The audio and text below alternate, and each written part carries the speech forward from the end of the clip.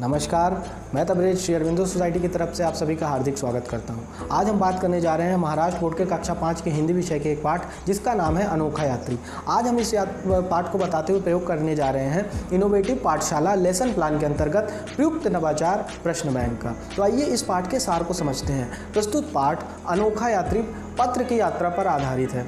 तो आइए इसकी नवीनतर उपयोगिता समझते हैं। विद्यार्थी अपने सहपाठियों के साथ मिलकर पाठ में आए विभिन्न प्रश्नों को बनाते हुए पाठ का पुनः अध्ययन करते हैं, जिससे सामूहिक सहभागिता का उपयोग होता है एवं पाठ को दीर्घकालीन तक बच्चे याद रख सकते हैं। तो ये थी नवीनतर उपयोगिता। आइए इसके क्रियान्वयन को समझते हैं। इस नवाचार के माध्यम से जिस कंसेप्ट का पुनः अध्ययन किया जाता है वह है संज्ञा शब्द, सर्वनाम, तुकांत शब्द, क्रिया शब्द।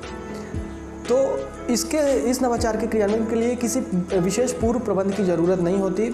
शिक्षक बस बच्चों के साथ समूह बना देते हैं और उनको बोलते हैं कि आपको प्रश्न तैयार करना है, लघु उत्तरी वाले प्रश्न, दीर्घ उत्तरी वाले प्रश्न एवं व्याख्यात्मक उत्तर वाले प्रश्न। इसके बाद शिक्षक बच्चों को निर्देश देते हुए हर समूह का एक प्रतिनिधि बना देते हैं और कहते हैं कि आपको जो बच्चे प्रश्न लिख कर लाएंगे उन प्रश्न को संकलित करके एक प्रश्न बैंक बनाना है। उसके उपरांत बच्चे प्रश्न बैंक समूह के प्रतिनिधि प्रश्न बैंक बना लेते हैं। उसके बाद सारे प्रतिनिधि अपना अपना प्रश्न बैंक एक दूसरे को के साथ बांटते हुए एक नया प्रश्न बैंक बनाते हैं, सारे प्रश्नों को संकलित करके। इस तरीके से प्रश्न बैंक का निर्माण होता है। उसके उपरांत शिक्षक बच्चों को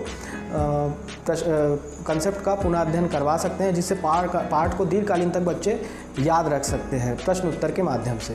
तो कुछ उदाहरण के तौर पे कुछ प्रश्न जो पाठ में आए हैं वो हैं कि बारी का तुकान शब्द बताइए। तो बारी का तुकान शब्द है दारी। उसके बाद नौजवान का समानार्थी शब्द बताइए। तो नौजवान का समानार्थी शब्द तरुण है। उसके बाद लाए का तुकान शब्द बताइए। तो लाए का तुकान शब्द है समय। उसके बाद बुद्धिमान का समानार्थी शब्द बताइए। तो बुद्धिमान का समानार्थी शब्द है ज्ञानी। कलहू का तुकान शब्द बताइए। कलहू का तुकान शब्द है जाऊन।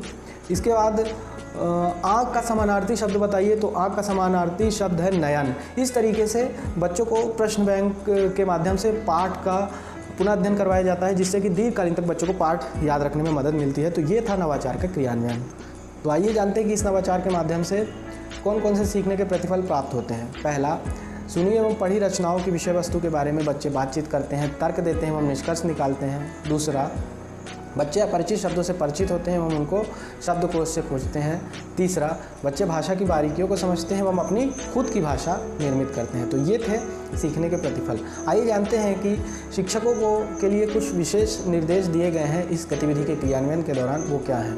तो पहला, इस गतिविधि का क्रियान्वयन निर्धारित माह पर करवाया जाना चाहिए। दूसरा, नवाचार की अवधि शिक्षकों के लिए 20 मिनट निर्धारित की गई है। शिक्षक इसे अपने अनुसार बढ़ा या घटा भी सकते हैं। तीसरा, नवाचार क्रियान्वयन की अवधि का निर्धारण 30:1 के अनुपात को आधार मानकर किया गया है।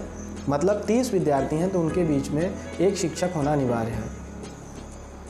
तो ये था शिक्षकों के लिए कुछ विशेष निर्देश। आइए जानते हैं कि इस नवाचार के माध्यम से चिल्ड्रन विथ स्पेशल नीड यानी CWSN यानी विशेष आवश्यकता वाले बच्चों को क्या क्या लाभ होता है। तो पहला, यह गतिविधि विशेष आवश्यकता वाले बच्चों को प्रत्यक्ष रूप से तो प्रभावित नहीं करती, लेकिन वे अन्य बच्चों को सुनकर अप्रत्यक्ष रूप से चर्चा में भागीदारी ले सकते हैं।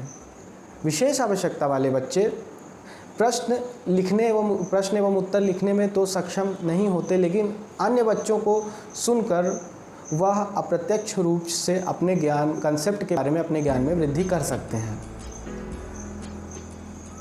ऑस्टिन से पीड़ित बच्चों को सृजनात्मकता प्रदर्शित करने के लिए एक बेहतर मंच प्रदान करती है गतिविधि।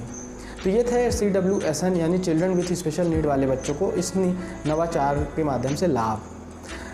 तो हम उम्मीद करते हैं कि आपको हमारा ये इनोवेटिव पाठशाला लेसन प्लान के अंतर्गत प्रयुक्त नवाचार प्रश्न बैंक बहुत अच्छा लगा होगा और हम ये आशा करते हैं कि आप इसको अपने विद्यालय में ज़रूर क्रियान्वित करवाएंगे।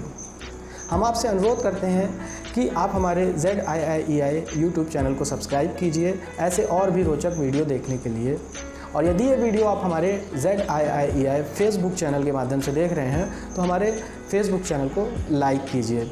आपका वीडियो देखने के लिए बहुत बहुत धन्यवाद।